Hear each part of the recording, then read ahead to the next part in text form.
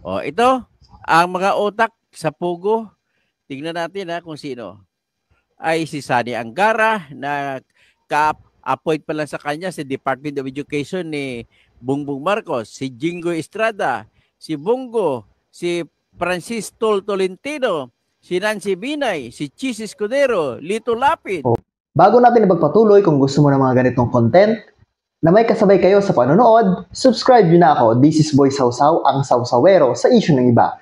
At shoutout na rin sa may-ari ng video, Viral Broadcast PH, na may pamagat na Mayor Alice Cuo, mga senador na protektor ng Pogo, pinangalanan na sila pala ang kasabwat.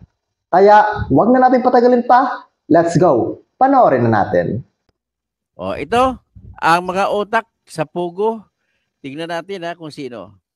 Ay si Sani Angara na ka-appoint pa lang sa kanya sa Department of Education ni Bongbong Marcos, si Jingo Estrada, si Bongo, si Francis Tolentino, si Nancy Binay, si Chis Escudero, Lito Lapid. Oh no. Kumusta po mga ka-viral? Welcome back sa aking YouTube channel. Panibagong update ngayon sa illegal at controversial na Pogo operation sa ating bansa. Panibagong revelasyon ngayon sa natuklasan na sabuatan ng mga nakatataas di umano na opisyal sa Pogo operation sa ating bansa. Matapang na pinangalanan ni Atty. Tuto Causing ang iba pang mga senador na di umano'y sangkot sa Pogo operation. Mga politiko! Ayon kay Atty. Tuto Causing ay nakakadismaya ang nangyayari sa investigasyon sa illegal na Pogo sa bansa sapagkat may ilan sa mga opisyal sa atin ang sangkot sa pananabotahe at pagkikipagsabuatan sa mga big boss ng Pogo Hub. Dapat ang modelo ng bansang Pilipinas, di ba? Di umano ang Pogo sa isang resort na pagmamayari ng di umano'y governor ng Pampanga na si Bong Pineda upang doon ipagpatuloy ang kanilang operasyon. Nabisto din na si Mayor Jing Capil ay mayroong satellite office mismo sa loob ng compound malapit sa Pogo. Ano ang ibig sabihin nito? Kayo ang sumisira sa bayan, di ba? Kamay sila sa operasyon ng Pogo sa kanilang nasasakupan samantalang lantarang na alam nila ang totoong nangyayari. Ayon kay Causing ay palabas lamang di umano ang nangyaring sangguniang panlalawigan session noong nakaraan kung saan si Vice Governor Lilia Pineda ang presiding officer.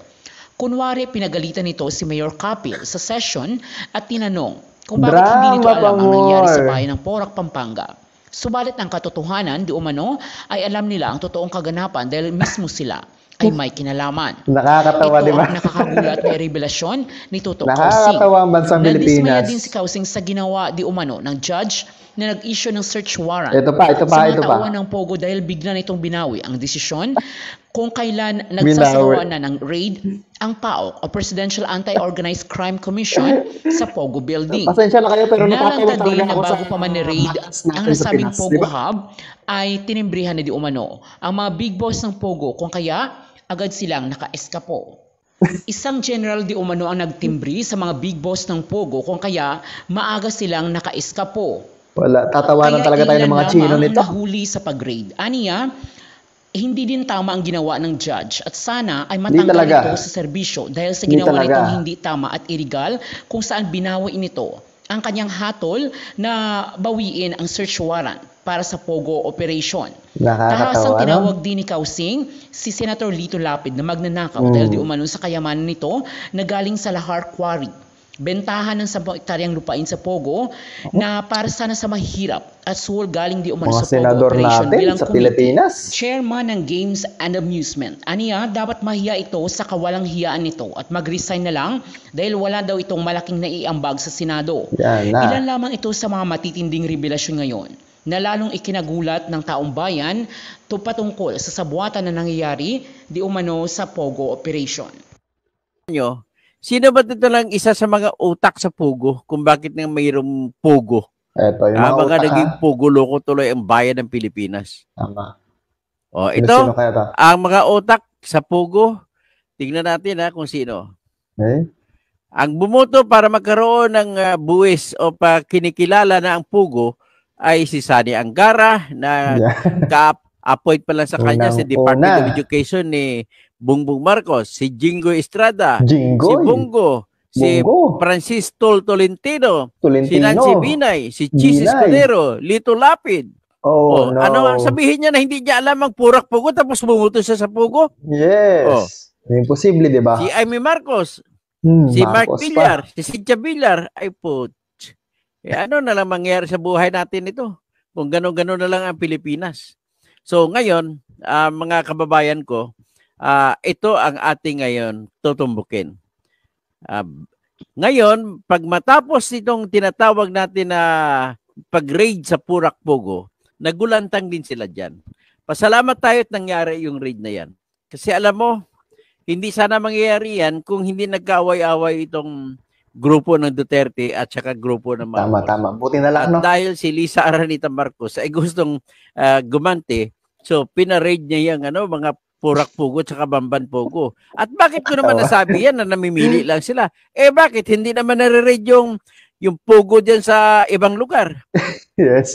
Ang Pogo dyan sa Mandaluyong, Pogo sa Makati, hindi nare-raid. Ang Pogo lalo na sa Cavite, na makikita mo dyan sa Island Cove. Pogolandia ang tawag dyan, hindi na Coblandia. So, yan po ang ating bayan. So, ngayon, dahil sa nangyayari yan, binibigyan mo na ngayon ng tinatawag na pagkakataon ang mga tao, ang mga opisyal ng bayan na Tiwali na magkaroon ng tapang na gumawa ng mga hakbang na para lamang ay kontrahin ang tinatawag natin na pera kasi, di ba? Kawawa naman ang mga Pilipino sa ginagawa ninyo. Programa ng mga bayan, halimbawa, nagre-raid ang sinasabi nito, ang PAOK. Parang hindi nirerespeto ang PAOK. Yes. Bakit mo sabihin hindi nirerespeto? Imbes na igalang nila ang resulta ng raid, sila pa ay gumagawa ng paraan na para hindi hindi magpapatuloy o hindi matatapos o hindi magiging successful itong ginagawa ng paglulunsad ng PAOK para lamang mapigil na itong mga Pogo. O tingnan nyo, ano bang nangyari? Ayon po sa aking A1 na bubuwit. A1 na bubuwit, Hindi ko siyempre banggitin ang pangalan. Agent. Pagkatapos ng raid, ano ang ginawa? Pagkatapos po ng raid, ang ginawa ay lumipat ang mga 400 na tao ng Pugo, lumipat dun sa resort ni Bung Pineda. So, iyan po ang nakikita natin kung bakit naman nangyayari ito. So, utak talaga ngayon, kung lumipat, bakit? Politiko na to. Of all places, bakit doon lumipat sa lugar ni Bung Pineda? Yan ang tanong na hindi ko kayang sagutin. So ngayon, bakit naman napunta doon? Ibig sabihin ba nito ay may kinalaman si Bung Pineda? Siyempre naman, walang papasok po ng klase, lahat ng klase sugal. Tama. Na pagkakitaan sa bayan ng lalawigan ng Pampanga kung hindi alam ni Bung Pineda. Yes, no. So, ibig sabihin nito, diba? Yung muro-muro lamang yung hearing nila na sangguniang panlalawigan ng Pampanga. Na kunwari, lumalabas si Vice Governor Baby Pineda na asawa ni Bung Pineda, ay wala ko siya alam.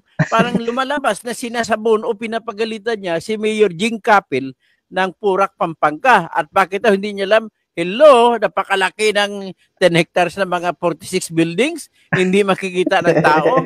At napapalubin na kalagay niya malapit sa boundary sa Angeles City. Hello, paano hindi malalaman yan para hindi makita? Tapos naglagay pa si Jing Capil ng extension office ng municipal government ng Purak malapit sa Pogo at nilipat pa nila yung PNP police station diyan malapit sa Pogo. Paano ba sasabihin na hindi nyo alam yan? At pagkatapos, diba? Ang nangyayari pa dito ay may malawak talaga na kutsabahan. Pero mo magre-raid na lamang noong June 6, binawi pa ng Regional Trial Court ng Malolos Branch 14 ang search warrant na pinalabas dito. Actually, binigay ng RTC Branch 14 ni Judge Maria Belinda Rama. Ano ba nangyari sa iyo, Judge? Kahit anong paliwanag mo, Judge, siguro sa Supreme Court makakalusot ka sa paliwanag mo.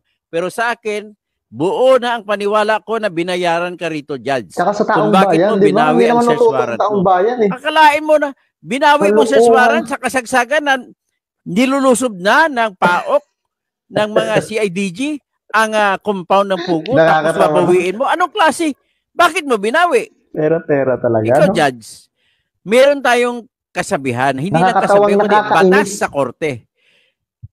Lahat ng mga kaso, kapag nag-desisyon man ang korte, mali man o tama ang desisyon, walang karapatan at walang kapangyarihan ang judge na bawiin ang kanyang desisyon. Yes.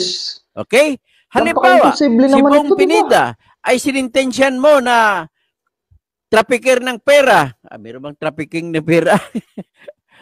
Pagkatapos man na sentensyan, ay bawiin ay mali pala. Hindi po pwede ganon sa korte. Bawal po yan, judge. At dahil ginawa mo yan, kahit na yan ay kakatanggal mo sa trabaho, ibig sabihin, mas malaki ang dahilan kung bakit mo kinaya na isugal ang iyong karera. Ganun lamang po, Judge Maria Belinda Rama ng Branch 14, Malolos. Yan. Pinangalanan Regional Trial Court. Pakinggan yan. Kung sino yan. Ngayon, nang pinalabas mo ng alas 7 ng gabi ng June 4, ibig sabihin po, napag-aralan mo na ng husto ang kaso, ang application ng search warrant na sinampa ng Presidential Anti-Organized Crime Commission. Kung pag-aralan mo na, nagkaroon ka na ng desisyon. Pagkatapos, i-implement na ng June 5, pinatawagan mo ang mga pulis na binabawi mo yung search warrant. Ay hindi po pwede. Uulitin ko lang, para ka lang nagdesisyon na si Haloslos ay nag-rape ng babae. Desisyon mo yan, tapos pinabawi mo, ay mali pala. Hindi po pwede yan, judge. Mali ka man o tama, hindi mo pwede bawiin ang desisyon mo sa pag-aproba ng aplikasyon ng search warrant ng mga pulis. Walang panindigan. So, nang ginagawa mo, binawi mo, tapos nag-hearing ka ulit. Ano? Dapat katanggalin dyan sa korte na yan, judge. Araw-arawin kita pag hindi ka pa matatanggal kasi hindi talaga ako maniniwala na honest mistake. Meron bang honest mistake sa judgment? Ang honest mistake mangyari, yung nailabas mo ng judgment, mali man ng judgment, ay hindi mo binawi. Ganon po yun. Pangatlo, yan ang kasabihan that once the judge has acted on the case and decided thereto, the only way na mabago ang desisyon ay kung magsampa ng tinatawag na motion for reconsideration. Tanong, Judge Rama, may nagsampa ba ng motion for reconsideration sa search warrant na sinampa mo? Sagot, wala. Ang tawag dyan, kung kusang loob mo, ang tawag dyan, sa technical term ay motu proprio. Mali po yun, Judge, mali po yan. So, dapat kang tanggalin. Sorry po, natatawa tanggalan lang talaga ka dapat ng lisensya sa pagka-abogado. Sa batas ng Pinas. Nakakatawa. Promise. So, may tinatawag yan na kung na-desisyonan mo na ang kaso, para na wala na ng kapangyarihan ang judge na babaguhin ang kanyang kaso, sabi ko nga, maliban lamang isang dahilan. Kung may nagsampa ng motion for reconsideration. Pero kung may umapila, doon ay apila sa mas mataas na korte. At ang magbabago ng desisyon ay yung mas mataas na korte. Ang problema dito, na problema na nga mga Pilipino na hindi makakakuha ng katarungan, walang patas na laban sa mga korte, dinadagdagan nyo pa ang kasiraan ng pangalan ng Supreme Court. Anong klaseng judge ka? Judge Maria Belinda Rama, mag-resign ka na. At kahit na mag-resign ka, ako mismo magsasampa ng disbarment laban sa iyo. Tama. Next. Nung magre-reach na ang PAOK, ang tinatarget nilang aristuhin sa Purak ay 1,000 mahigit na mga trabahante na makakaramihan mga Chinese. Pero ang naabutan nila dahil sa mayroong timbre, nagtimbre, may timbre na galing sa pulis at nagtinimbrihan pag korte, kaya binawi yung search warrant. Kaya nangyari, imaginein mo sitwasyon. umiikot ng mga pulis sa lugar, tapos biglang inaaresto na, tinututukan na ng baril kung sino ang dapat arestuhin, tapos sabay utos ng judge, "Hoy, bawi, bawi, bawi, bawi." Ano ba gusto mo mangyari, judge? Sabi ko nga, wala ka ng karapatan na bawiin ang lahat ng desisyon kahit sinong judge. Tanong mo man sa judges o justices ng Supreme Court ng United States of America, hindi po pwede yan. Ang tawag dyan, once you have decided in a case, that is already functus officio. Your duty stops. Wala ka ng kapangyarihan. Judge, I want you to see the punishment that shall be meted on you. Ang problema sa inyo ay kayo lang. Imposible naman yan, judge, na inosente ka pa. How would you not claim that you were innocent? Pinag-aralan mo na ng isang araw, buong araw, yung pag-issue bago mo pinalabas ng search warrant. Tapos ngayon, babawiin mo. Ay, mali pala, ay mali. Tapos nagpatawag ka pa, hearing ulit. Pagkatapos binasura mo, sabihin mo na ano sinabi mo na wala, hindi na patunayan ng mga PAOK TF na mayroong dahilan para ma-issue ng warrant, search warrant. Ano kang klaseng judge ka? Next. Ang target nila na mahigit 1,000 na mga Chinese ay nakaligtas. Yan, sinasabi ko. Ang naabutan ng PAOK TF ay 156 na lamang na mga foreigners. Ang iba dyan, mga 30, mga Pilipino, kaya nag-186. Ang ibang mga 1,000 mahigit ay nakalayo, naka-iskapo. Tapos, nang in-interview ng mga media, itong official ng Purak Municipality, sinabi nila, hinahanap si Mayor Jing Kapil. Sinabi niya na, ay nasa Boracay. 5 araw na daw nasa Boracay. Yan pala, nasa Purakay. Hindi Boracay. Tinakbo doon yung mga inchik. Maaga pa, alas 5 pa lang, ay sumakay na ng mga bus. At inilisan. Diba? So ngayon, ang iba, tumulong din sa pagpatakas ay yung hepe nila ng pulis, yung babae na chief of police. Dinala na sa Angeles ang iba. Sa Blue Hotel. Kaya ang iba dyan, natagpuan sa Fontana Hotel. Naaresto ng PAOK ang iba mga opisyal na mga Chinese na pugo. So, yan po ang katibayan na ang ating mamamayan ay inyong tinatapakan sa inyong abuso sa opisina, sa isa lang ang pakay at isa lang ang dahilan para kayo'y kumita.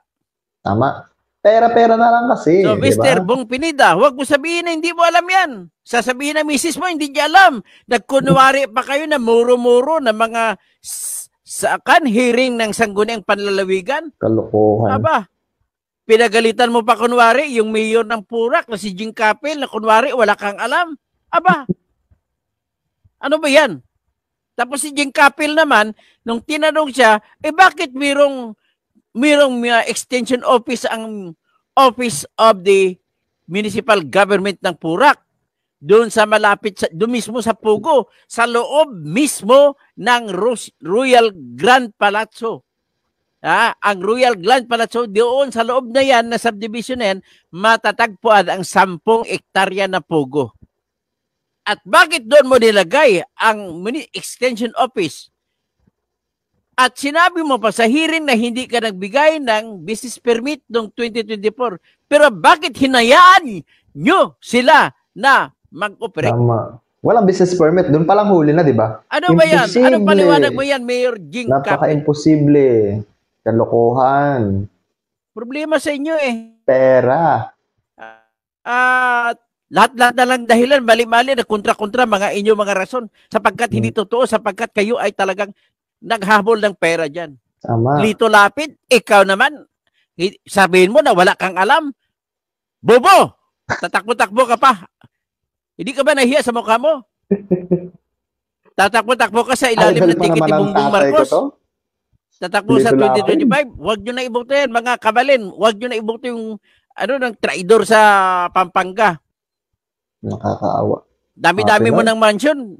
Bilyon ang kinurakot mo sa Lahar Quarry. Tapos marami ka nang ninakaw, nagdanakaw ka pa rin. chairman ka ng games, amusement. Tapos iyan po ang committee ng Senado na nakamonitor sa mga pogo. Bakit hindi ka nag-investigate? Bakit kailangan pa na mag-investigate nila ni Risa Hontiveros at Win Gatchalian? Bakit sila gumagalaw? Bakit hindi ikaw? Kahit hindi, dahil hindi ka marunong magtanong ng tamang tanong, hindi ka marunong magpatakbo ng hearing, bakit ka pa tatakbo? Wala ka palang alam kung gagawin ko paano gumawa ng hearing. Bakit ka pa tatakbo, Senador? Ito naman si Bong Pineda. Bakit ang tanong ko lang si Bong Pineda? Mga 400 na pogo workers na hindi nahuli ay sumibat at ngayon datagpuan na sila sa Pradera Resort. Yung Pradera parang theme park yan. Maraming swimming pool dyan, marami kung ano-ano, at may mga building dyan. Dyan na ngayon nag-ooperate ang pogo. Kaya kumpirmado ito ni Winston Jan Casio na spokesman ng PAOK na nagsasabi na yung mga nakasibat sa mga pogo dyan sa ay sumibat sa kanya mga bahay-bahay. Marami silang mga packets. Pero ngayon, mas malaking grupo ng pogo na sumibat doon sa Pradera Resort sa Lubao, Pampanga. Ang location nito ay doon sa Prado, Siangco, Lubao, Pampanga. Paliwanag ka naman na Mr. Bong Pineda kung sa'yo, kung alam mo ba yan o hindi. Baka sabihin nyo, hindi nyo alam yan. Sabagay, baka manager mo lamang ang kausap, hindi mo nga alam. Pero imposible naman, hindi rin alam ng misis mo. Imposible rin hindi alam ng anak mo na siyang gobernador. Hoy, Dennis Padilla, gobernador, magpakalalaki ka nga. Sana hindi totoo yung nabalita ko na ikaw ay bakla. May asawa ka pa naman.